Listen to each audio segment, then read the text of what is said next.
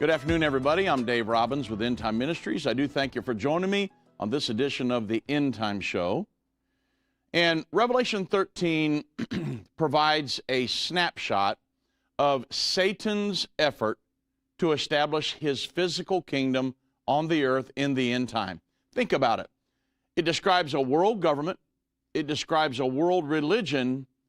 But even though those two entities will exist, in Revelation 13, verse 16, 17, and 18, it states that a global economic sanctioning system will be used to force compliance to the Antichrist, a pledge of allegiance to the Antichrist and his world governing system. So just because the world government exists, just because the world religion exists, does not mean that they're going to need something to force compliance, and that's going to be finances, the economy of the world. That's being set up as we speak.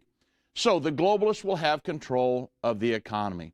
Okay, so we're going to get into it. It's a great time for me to talk about birch gold. You know, think of it like this. Can your savings weather an economic storm? I mean, think about what you put away for the future. Inflation, and my guest can speak to all of this, but inflation can render cash worthless. Real estate can crash like it did in 2008. Think about the downturn of the economy, of the stock market this morning, where some of you kind of set back a little bit when you woke up and saw the news. Economies built on a mountain of debt can fall like a house of cards.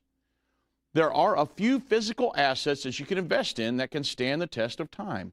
Gold has withstood as a valued form of money for millennia, and it's why people are flocking to it now. My guest is going to speak to us about this today, and why birch gold is busier than ever. So through a little-known tax loophole, birch gold lets you convert a retirement account into a tax-sheltered IRA in physical gold, and the best part of it is, doesn't cost you a penny out of pocket. So to learn more, visit birchgold.com/endtime and claim your free info kit on gold. I'll pose you the question this way. Can your IRA or a 401k weather an economic storm? If not, call the people trusted by many, and that's Birch Gold. Visit birchgold.com/endtime and secure your savings today. Okay. Now, with that said, I got just another announcement here, and then I'll be getting to my guest. I got a prophecy conference coming up this weekend in Bloomington, Illinois.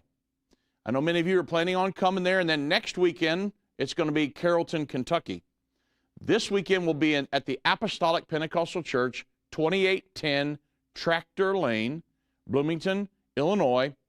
This will be August the 10th at 6 p.m. to 8 p.m. I'll be doing the Green Horsemen of World War III. Wow. I just talked that this last weekend. I've been teaching it this year. Is it relevant? Looks like Iran and Israel's getting to go to war. You need to know what's going on. So I'll be teaching that lesson this coming Saturday night, 6 to 8 p.m.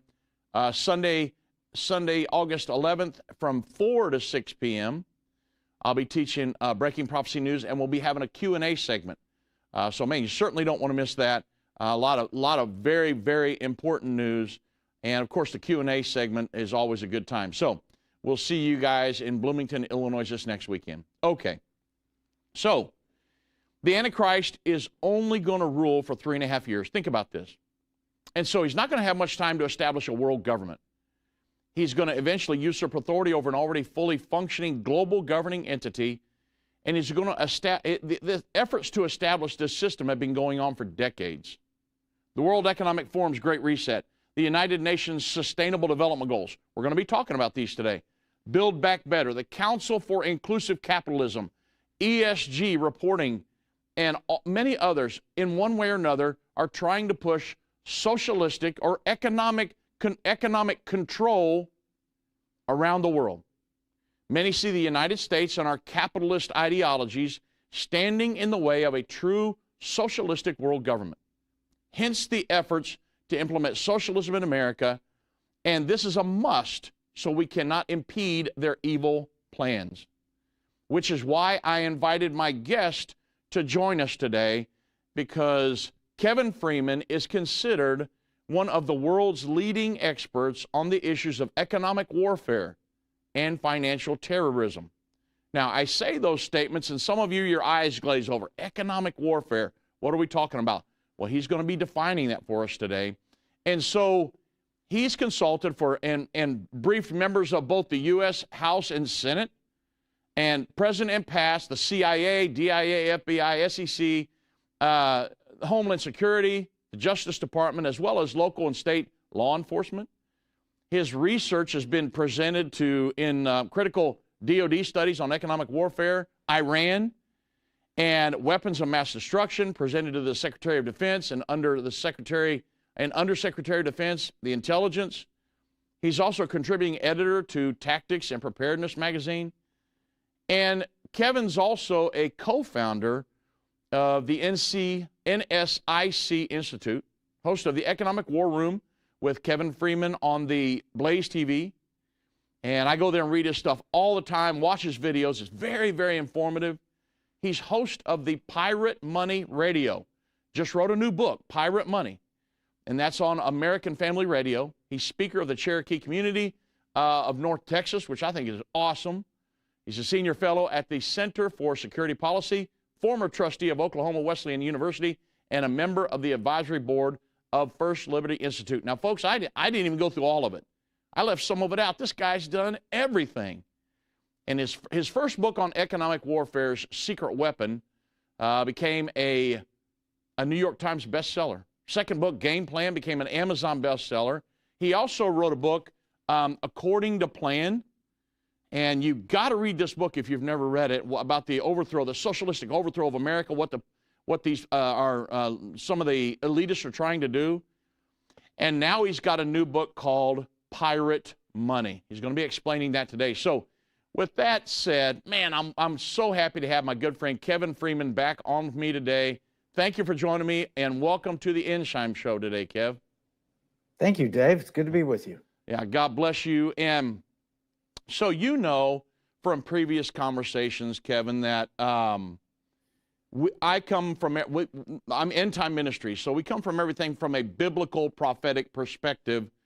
And like I said early on in my opening dialogue there, that even though there's an end-time world government, which the Bible prophesies, which is being established right now, an end-time world religious system, it's still going to come down to a global economic sanctioning system, which, people that follow prophecy, they would refer to it as the mark of the beast.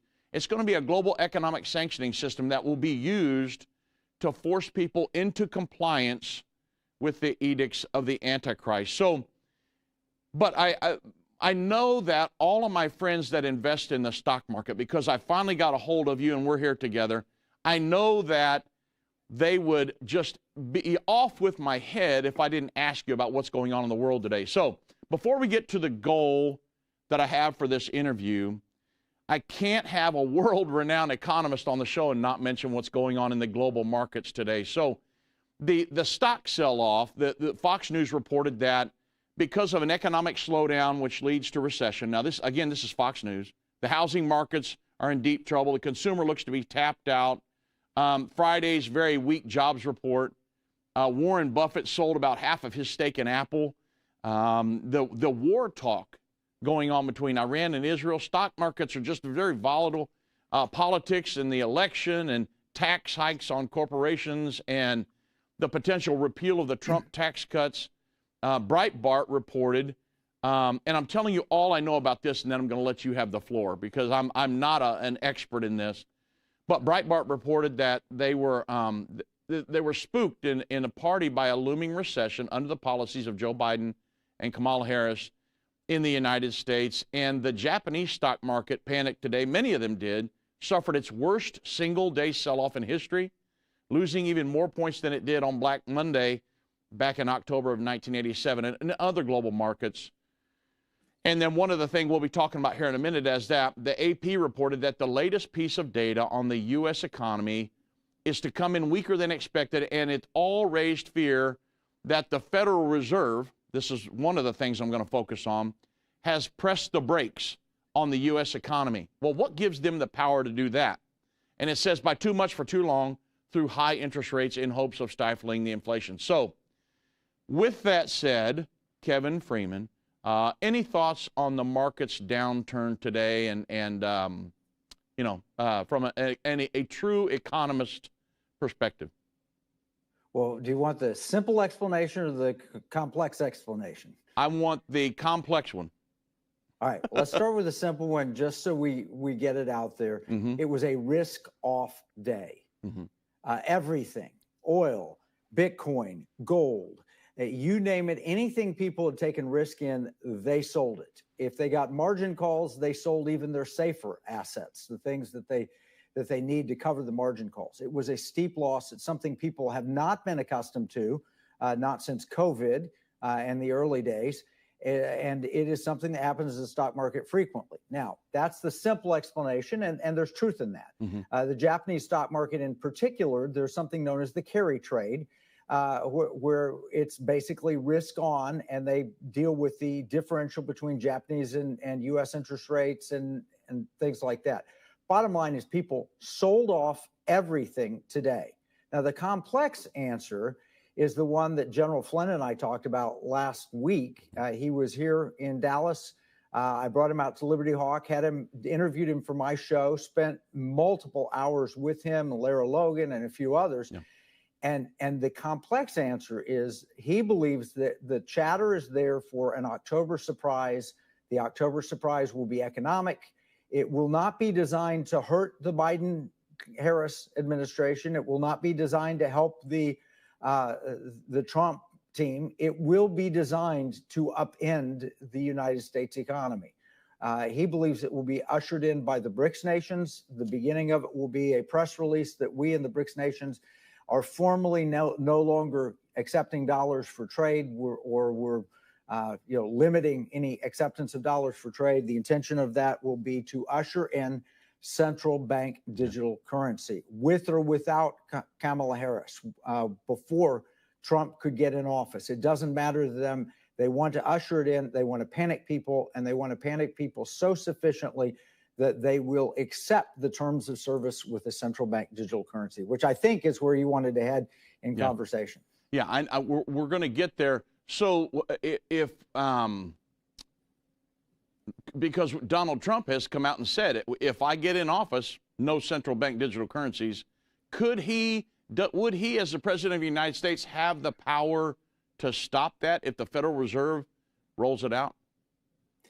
Theoretically, yes, if he could get the Congress to go along with him. But the Federal Reserve Act gives them the ability to do many, many things. And a good legal interpretation that would tie them up in the courts would allow them to create a central bank digital currency and operate it as a part of a global system. And the pressure would be so enormous from the public to do this, because that's where everybody around the world is turning. If you notice, during COVID, everybody marched in 100% lockstep. They all did. And so whether you're a communist nation, you're a free nation, you're an in-between nation, it didn't matter. Everybody did the same thing. They locked their economies down. They pushed vaccines on the population. They all followed lockstep. I believe that the central bank digital currency will be offered in similar fashion. And anyone who's left behind, and this is the argument of the Democrats now, is if you don't implement this, the world will pass us by. We have to do it. It's a privilege. We need to do it. And if you throw in a CrowdStrike style cyber attack, you quite possibly will have people panicking. I can't see my bank account information. I can't access my bank account information. And the government will make it good just to get through the crisis so that we can implement this currency. I hope they can't do it this soon. I believe they may be between 6 and 9 months to a year out, but they could surprise me and they could implement it very rapidly. This is where we're heading. That's why when you see CrowdStrike and you can't log in, I can't pay my bills. Every one of us will be given a central bank digital currency account. The government will seed it with a certain amount of money, and you'll be able to use that so that we can continue to function as a society. And that's what people will give to, because out of fear, out of panic, out of no other choice. So you think maybe the CrowdStrike glitch that happened the other day might be a pre-warning or a pre-runner for what might come, something like that, or to say, hey, it's just going to be rolled out. and nobody's going to have a choice. Is that, you think, how you think? I think it could be either one. Yeah. What happened with CrowdStrike could have been just an accident. It could have been that they updated something that they shouldn't have, or whatever. But I remember that CrowdStrike was the one that initially came out and said that the DNC was hacked. It was hacked by Russians. And then when they gave their congressional testimony, according to press reports, when they gave the congressional testimony, they didn't say that. So I don't know where CrowdStrike fits in all of this, but I know how vulnerable we are. I think they are evidence that our cyber systems are vulnerable to foreign attack or malfeasance or just outright mistake. And if we have something happen like that and people cannot access their bank accounts and they don't have paper statements and they can't write checks because many people don't even get checkbooks, then the solution will come on riding in on a white horse to save the day.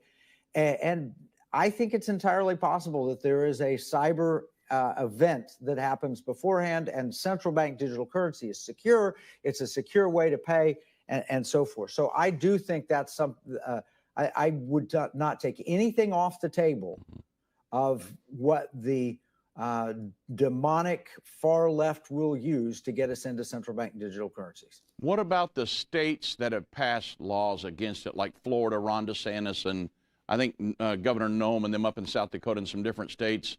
They would be stuck if that was. So you're saying maybe not potentially October moving off the dollar and going to central bank digital currency.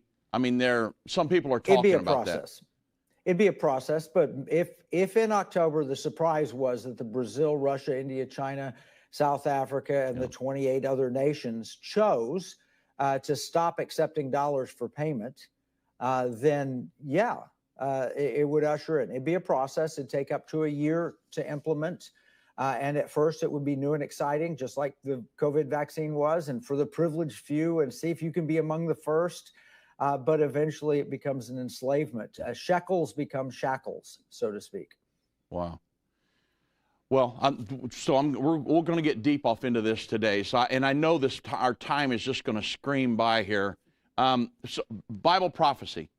You and I both know, Kevin, that Revelation 13, 16 through 17, and he calls us all, both small and great, rich and poor, free and bond, to receive a mark in their right hand or in their foreheads, and that no man might buy or sell save he that had the mark, the name of the beast or the number of the name. It's the mark of the beast system. Global Economic, he's going to give everybody their own unique identification number, without which they're not going to be able to buy or sell. The central bank digital currencies certainly play into this, and we're going to get into them here in just a moment, a little bit more actually.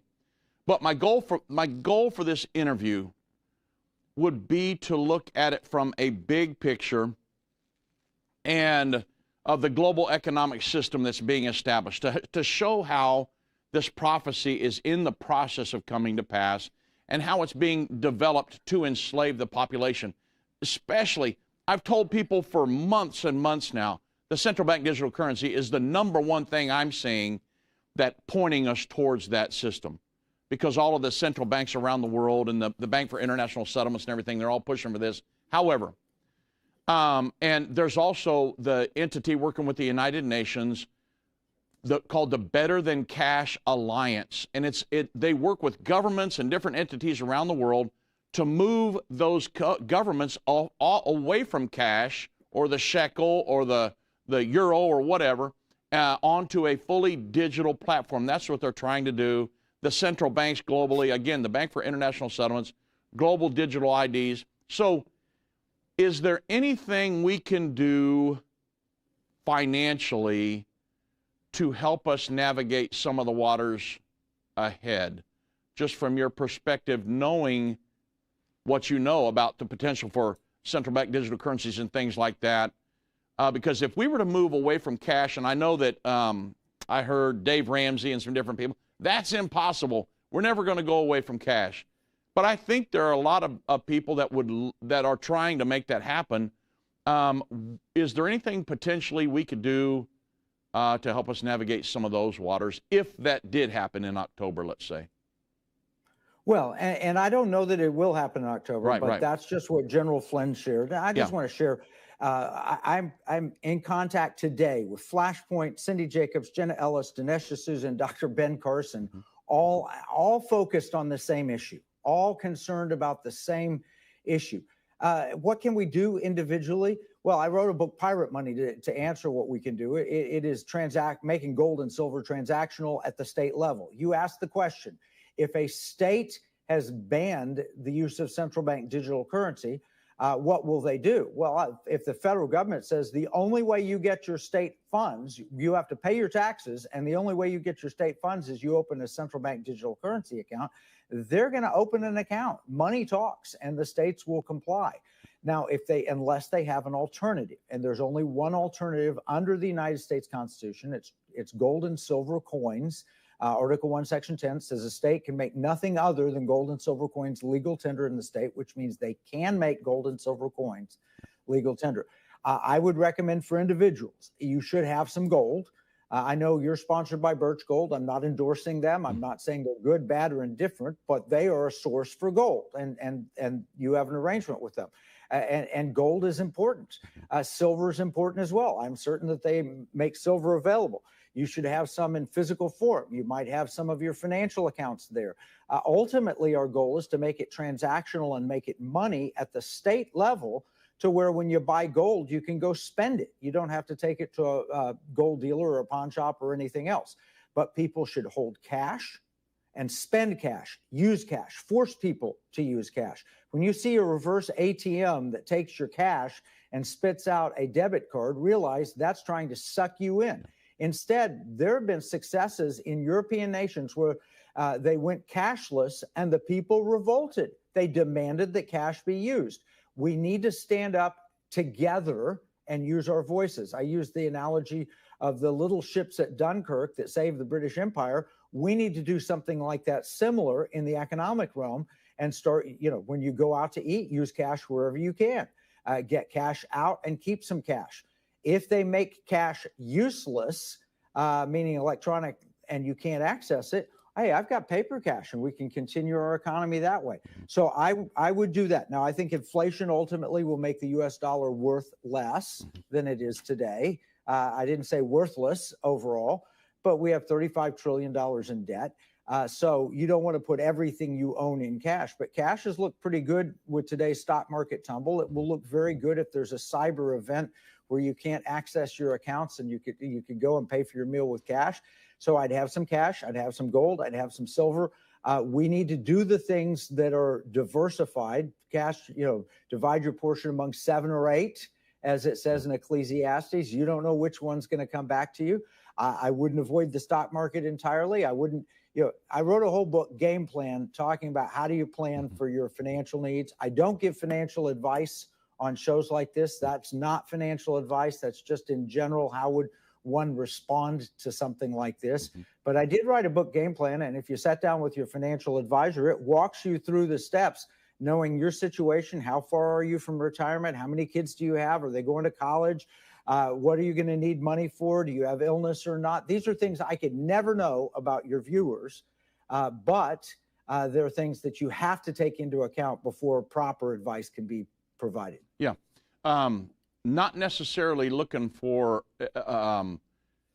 financial advice specifically, but I'm looking down the road because we've got tens of thousands of people will watch this interview, and they look to us to explain the prophecies to them. Here's what's coming, and obviously I pray every day. I'm asking God to help me and to try to be a spirit-led individual.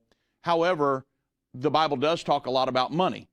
And so yes. I don't give I'm not a financial advisor. However, if the central bank digital currency thing is a big thing, and almost I think it's like 98% of the central banks around the world are looking into pushing this. Some of them have already implemented it. I think it's like 10 or 11 countries. And knowing that it's highly likely that may come here to America. What would a central bank digital currency, what would happen to gold, silver, and cash if the government implemented that? If there wasn't a system set up. So the last time we talked, you guys were trying to get a gold-backed currency here in Texas. It was like fractionalized gold where you could get something in the Texas Gold Depository. They'd give you a card, like a debit card, to be able to spend off that. Where does that project stand, and what would happen to that if they implemented a central bank digital currency? Well, there are 25, 26, 27 states, I've lost count, that have entered legislation or begun the legislative process, and they're at various stages. Texas is one of the further ones along. Oklahoma, Florida, Louisiana, a bunch of states. If you took Florida to Texas and took kind of that southeast section of America, they're all pretty much looking at this. I think we'll get it passed. What happens if they implement a central bank digital currency and it's passed is this is a constitutional right. It's Article 1, Section 10. And unless this court gets packed, if there's a Harris win in the presidency and they try and pack the court, all of the court decisions to now support a state having its own currency. It's in the plain language of the Constitution, just like the Second Amendment, and where the court is turning over these very huge restrictions on Second Amendment. Well, they're being rejected, and they would reject any challenges to this if the federal government tried to stop transactional gold and silver. I believe very firmly that the courts would back it and the states could implement it. Sure. Okay. Well, we're coming up to a break here, everybody. And wow, I knew this hour was going to fly by. We're going to get into a lot more discussion here on the back side of the break. Certainly want to thank Kevin Freeman, my guest here. Very knowledgeable, as you can tell. And you get his new book, Pirate Money. A voice spoke to me and said, I've got something I want to show you. I was so sure God had talked to me. And I was stunned by what I saw. A direct fulfillment of this over 2,500-year-old prophecy. The United States will stand with Israel. Why haven't I ever seen this before? 1/3 of humanity will die. What do these beasts symbolize? The lion, the bear, the leopard.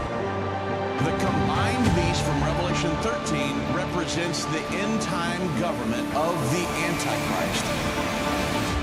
Understanding the end time. Now streaming on Endtime Plus and available to order at endtime.com/UET. Go to endtime.com/UET or call 800-ENDTIME. What if you could understand Bible prophecy? Dave Robbins, the host of the End Time Show's TV and radio programs, is holding a free prophecy conference near you. Gain peace and understanding about what the Bible says concerning end time prophecy. Call 1-800-ENDTIME or go to endtime.com/events to see when Dave will be in a location near you.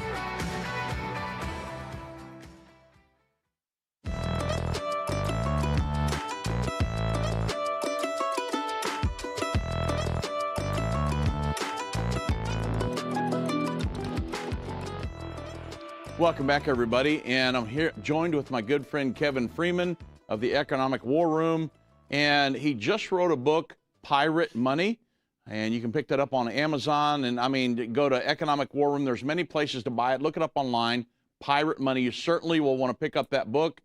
And Kevin, so the book obviously deals with money and your efforts there to establish a gold, a fractionalized gold and different things, ways to function in the new, the upcoming society. However, I think we need to probably ask the question, because I don't know if a lot of people know the answer to this, but what is money? Money is three things. It's a unit of account, it's a means of exchange, and it's a store of value. And the U.S. dollar meets two of those three very well. It's a unit of account. We know how many, we can price everything in dollars. It's a means of exchange. I don't have to give you chickens in exchange for your wheat. We can exchange in dollars and then buy the chickens or wheat. But as a store of value, it's been very weak. From 1971 to the present, when we left the gold standard, the last vestiges of the gold standard, the dollar's lost 90% of its purchasing power. Since the Federal Reserve was created, it's lost something like 99% of its purchasing power. That means what cost a penny in 1913 could cost as much as $1 today. And so we had dime stores, we had nickel stores, then 5 and dimes, then we had dollar stores. Now we have $5 stores, just to give you an idea of how prices have gone up in our lifetime. Bottom line is, money is biblically gold and silver. It's never been anything else. Sometimes it's copper, like the widow put in the 2 copper mites, but it's always been gold and silver. Yeah. And so in the book you talk about, so you're with the Economic War Room, and you talk about economic warfare. When you say those terms, economic warfare, some people, they're just like, well, that sounds cool, let's go on to the next subject. However, when you say economic warfare, you're warring against something. Who or what are you warring against? Well, we actually have 3. The first 2 are obvious. Internally, we have our own government and the deep state that's warring against us, and they're the ones that would develop central bank digital currency. External to that, we have China, and we're in an economic war with China. When I talked to General Flynn, it's funny, he had me in the Defense Intelligence Agency when he was the director of it to debate 2 Chinese-loving supporters. One was the head of the Carnegie Institute for World Peace, and the other was number 2 at the World Bank, who was a Chinese national. And I debated them. I said, we're at war with China. It's an economic war. And until President Trump, most people didn't recognize that. But then the third one is the economic war of the heart, which is the internal war or the spiritual war. Luke 16:11 says, if you're not faithful with your unrighteous mammon, you will not be trusted with true riches. The only way that money could hook us by an antichrist and get us into this ungodly system is if we valued it more than we trusted in God. Jesus said, don't put your trust in uncertain riches where moth and rust destroy and thieves break in and steal. Put your treasure in heaven. But we use money here on the earth. We shouldn't make it important to us. It's just a tool God's given us. And as example of that, the stewards, God expects us to be wise with the money he's given us, but he doesn't expect us to serve it as a master of us. You can't love, if you can't serve 2 masters. You'll love one and hate the other, or hate one and love the other. You cannot serve both God and money, but it's something we're supposed to use. And what do we use it? We spend it, we give it, or we invest it. Those are the 3 things that you can do with money: give, spend, and invest. And we recommend people use their money to promote liberty, security, and values, to bring people to Jesus, to prepare the way for people to know Jesus. That could be in your giving. Your spending should be aligned with God's purposes. You shouldn't be spending your money on things that are harmful to you or your family or to our nation. You shouldn't be buying too much from China, although that's really hard to get away from. You shouldn't be supporting wokeness that is trying to destroy your kids' values. I mean, it's better to tie a millstone around one's neck and toss yourself into the sea than it would be to cause a little one to stumble. So you say, well, is my spending aligned with that? Or how about your investing? Maybe you own shares of Disney. Maybe you like the way Disney's headed. I'm not fond of the fact that they've gone woke entirely and they've gone away from family-friendly values. So you look at your investments and decide, do those fit? Giving, spending, and investing to support liberty, security, and values. That's how you use money. If you take money away from people and say it's only going to be a central bank digital currency, people, are they going to honor the money or are they going to honor God? And unfortunately, that hook is a very deep hook once set. Well, I think one of the things, we keep going back to this central bank digital currency because I know it's on a lot of people's mind, what's coming and, how's it going to play out? But one of the bad things I see about this central bank digital currency is that it's programmable. And they could even program it to where if I wanted to give to a nonprofit ministry or to my church or whatever, and if the church didn't align with the ideology of the government, then they could say, no, central bank digital currencies, you can't give to them. That's one of the dangers, is the programmability of it. That's actually happening now with people who put their money in donor-advised funds. And then they start to, so if you have a lot of money around and you want to take the tax break now, you can give it to a donor advised fund. And a lot of companies offer these, financial companies and others. And then you can direct them where you want that money to go over time. And they're donor advised funds. Some of those donor advised funds have pushed back when you say, I want to give to my church. Well, I'm not sure. Your church is a hate church because you don't perform gay weddings, or you don't do this, or you don't do that. So it's happening now. It will happen on steroids with central bank digital currency. And that's not a conspiracy theory. No.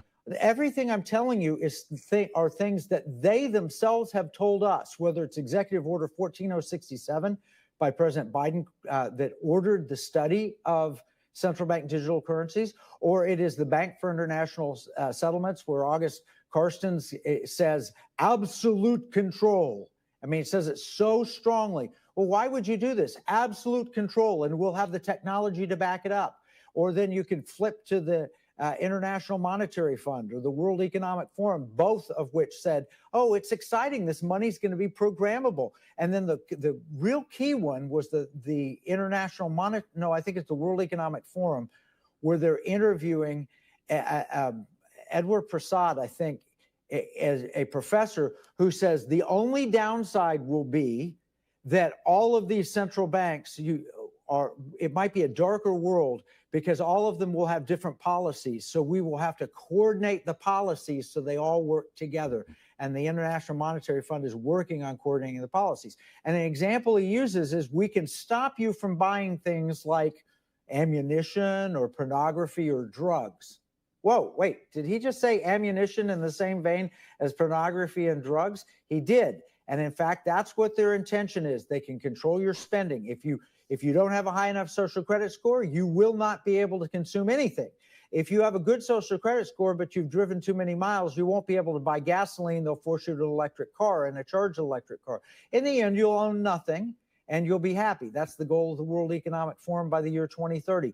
They believe this is their time. They fear a Trump administration in particular, so they are rapidly moving both up in obvious ways and behind the scenes to get this implemented as fast as they can. And believe me, they have a plan. If Trump happens to win, they had a plan before, which was to make it look like Russia put him in the White House and then impeach him a couple of times and just keep him on his back foot.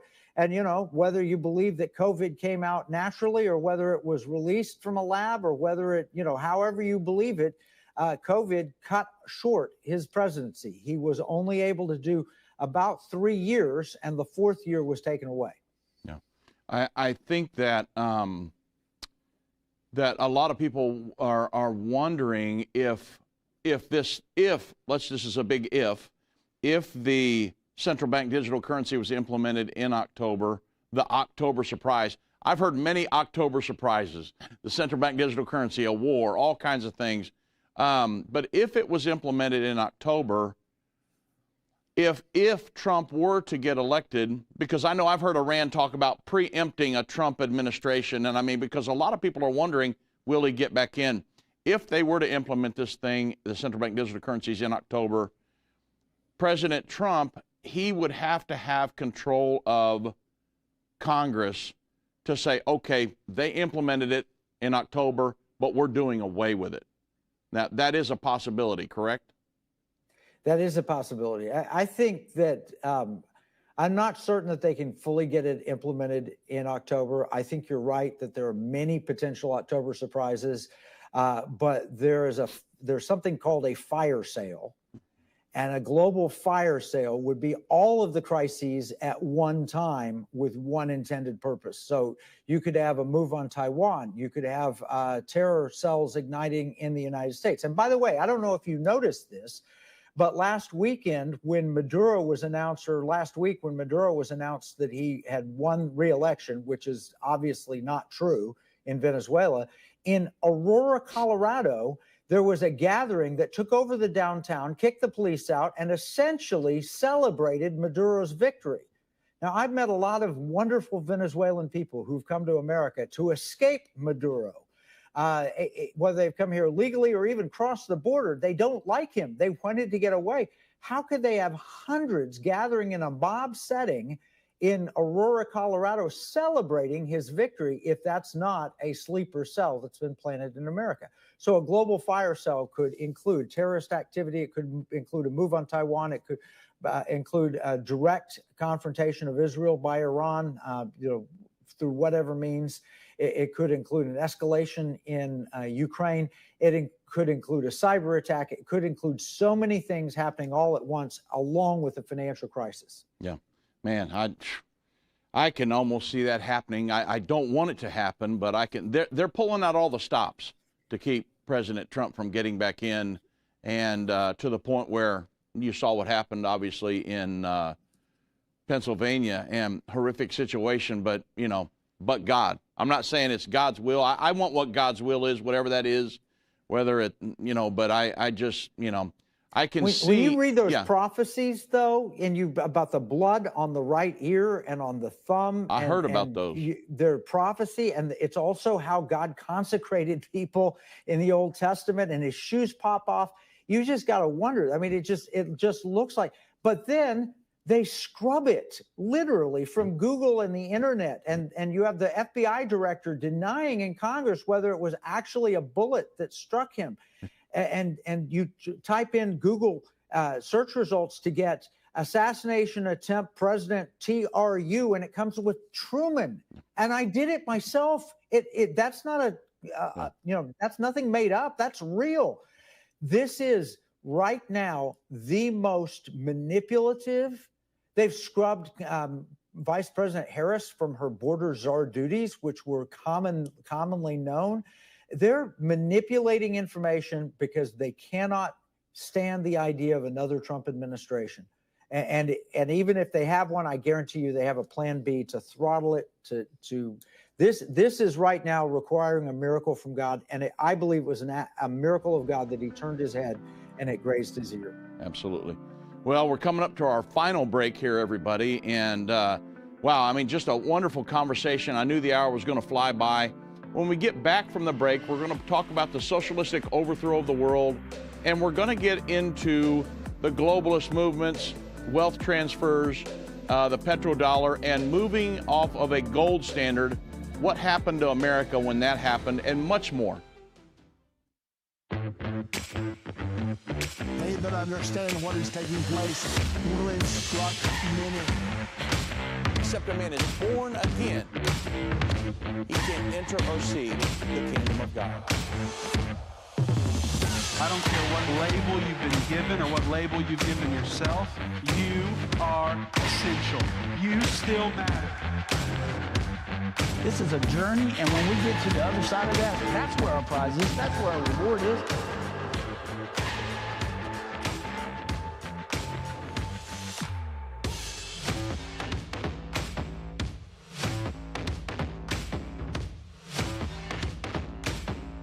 Endtime is not going anywhere.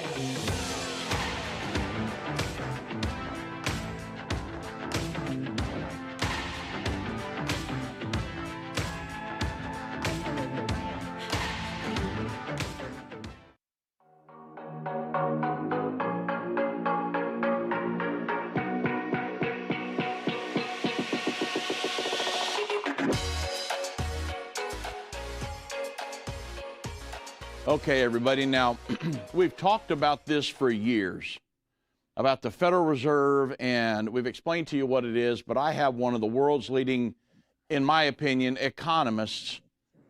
And the Federal Reserve, Kevin, is that a good thing or a bad thing? I think central banks in general are a bad thing, especially ones that print money. And 60 Minutes, Ben Bernanke, and multiple Fed chairmen and former chairmen and so forth, they asked them, what does the Fed do? And they basically said, we print money. Jerome Powell said it. Ben Bernanke said it. Neil Kashkari, who is a president of a Fed bank, said it. And so I've got a clip that I put on my show. So what did you do? We print money. Well, not exactly printing. It's more akin to digital creation, but we create money. It's very much like printing.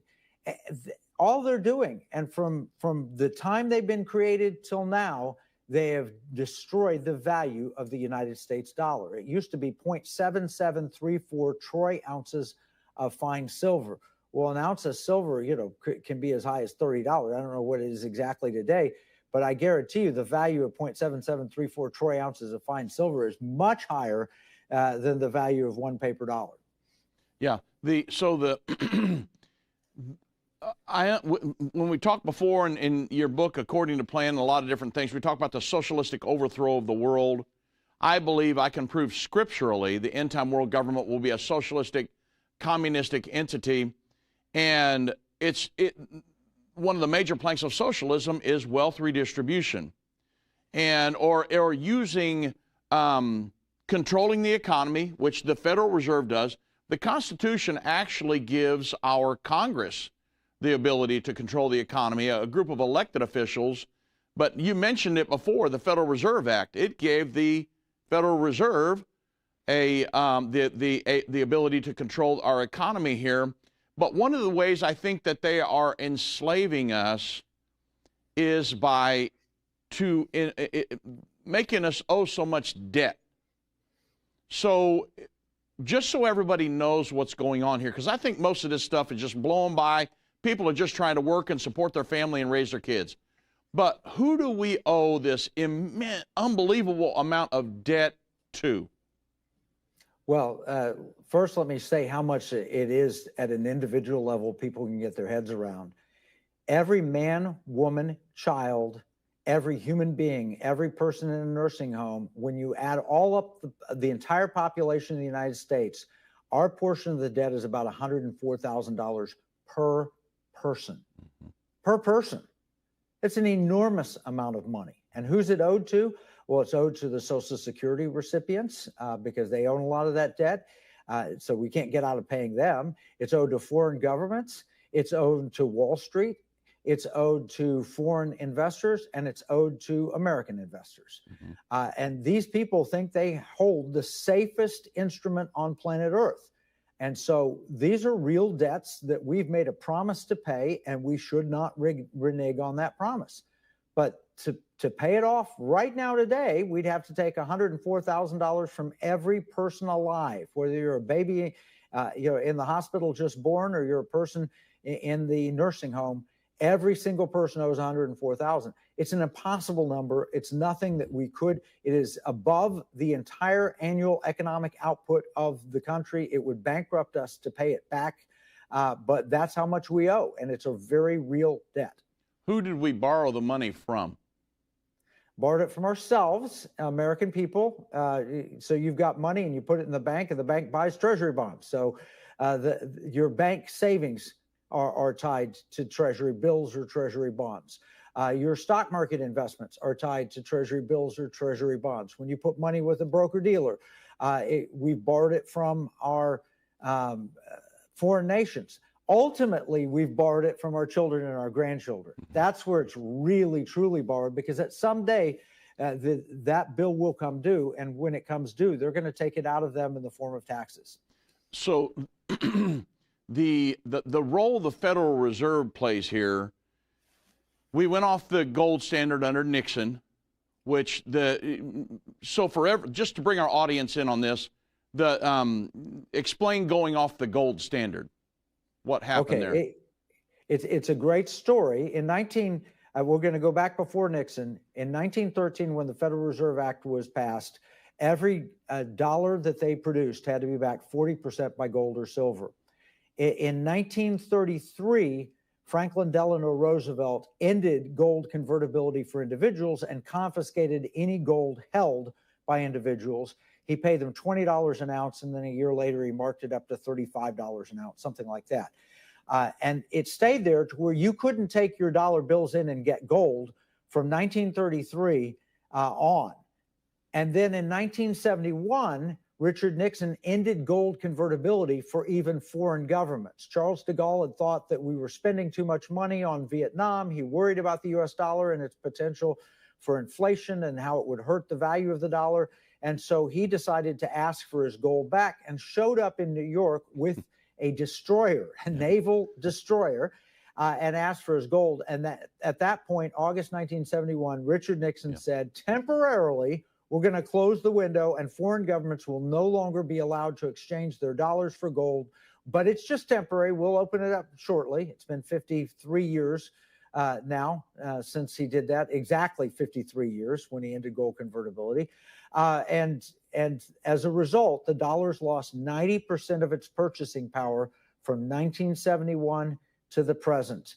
That means that what used to cost a dime now costs $1. And if you think it's even worse than that, that's just official government statistics, because you can buy a Hershey bar for a dime. It's not easy. Go find a Hershey bar for a dime today. Maybe at Walmart, maybe at Costco. I don't know. You know, I go to the convenience store and it's $2 or $3 for a Hershey bar. I bought a cheeseburger and onion rings, no drink today, at a fast food drive-through, and it was $14 just for me. And that's in Texas. Yeah. So we went off the gold standard, and so the paper dollar bills that we have, that used to be backed by something. What is it backed by now? If it's not gold or some physical asset, what's it backed by now? Because the Federal Reserve, they can print them like there's no tomorrow. Okay, let's say our government goes to the Fed and they want to borrow money. What do they loan? There's no gold. There's no physical asset. They're just printing. It's coming from thin air. It is the full faith and credit of the United States government. It would be if Warren Buffett walked into a bank and said, hey, I want to draw a check of $1,000. I want to take a $1,000 loan. People recognize Warren Buffett. They see he's worth billions and billions of dollars, and they say, sure, $1,000, we'll give that to you. $100,000, they'd probably give him. They might give him $1 million because he's so wealthy. That's what we've done. It's called exorbitant privilege. That's what de Gaulle called it, for America to be able to borrow money without anything backing it, no gold or anything else. And the world has accepted that. Now with $35 trillion in debt, and our economy is, $26 trillion in size, the world is going to begin to start questioning that, which lends us to this whole October surprise notion. We have nothing to back it up other than the full faith and credit of the United States government. Which I don't trust. That's a problem. So very quickly here, the petrodollar, a lot of people don't understand what really happened because under the Biden administration, didn't we just go off the petrodollar, and that's kind of done away with? And so what really happened there? Because I think people would like to know the answer to that. How did that affect America by doing that? First off, the beginning of the petrodollar came in 1973, 74, when we sent Henry Kissinger and Bill Simon, our Treasury Secretary and our Secretary of State. Nixon sent them to Saudi Arabia because he realized there's nothing backing the dollar. And what if people do a run on the dollar? But oil was important. We had an oil crisis in 1973. Oil was going up in price. And so what he did was he sent Secretary of Treasury, Secretary of State, and they came to an agreement. I don't know if it was a signed agreement, if it was just a general idea, if it's a handshake or whatever, but we told the Saudis, we will protect you. If there's an uprising in the Middle East, the U.S. Army and military will protect you. In exchange, you're going to price your oil only in dollars. You're going to primarily, if not exclusively, sell oil for dollars, not other currencies. And when you get extra money, you'll put them in our treasury bonds. And that lasted for about 50 years. China approached the Saudis, Russia approached the Saudis and said, why are you backing the dollar so strongly? They saw the Biden administration supporting Iran over Saudi Arabia, the opposite of the Trump policy. And so they said, the Saudis said, okay, we'll start pricing in things other than dollars. And maybe instead of investing our excess in treasury bonds, maybe we'll invest it elsewhere. And the Saudis have begun investments all around the world that are not priced in U.S. dollars and not U.S. treasury bonds. What that means is that last remaining leg under the stool that we've been trying to balance on has been yanked away. What holds the stool up? we're no longer in a oil-based economy using dollars. That's the end of the petrodollar system. Whether it happened formally or informally, I can't tell you. I've heard both ways. But I can tell you this, is that there's a lot of oil trading outside of dollars. There's a lot of trading with China outside of dollars.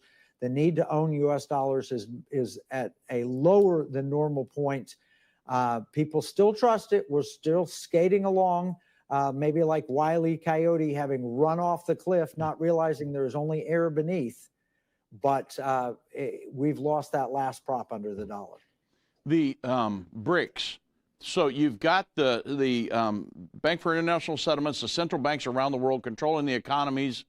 Is BRICS in alignment with that, or are they trying to set up a parallel system?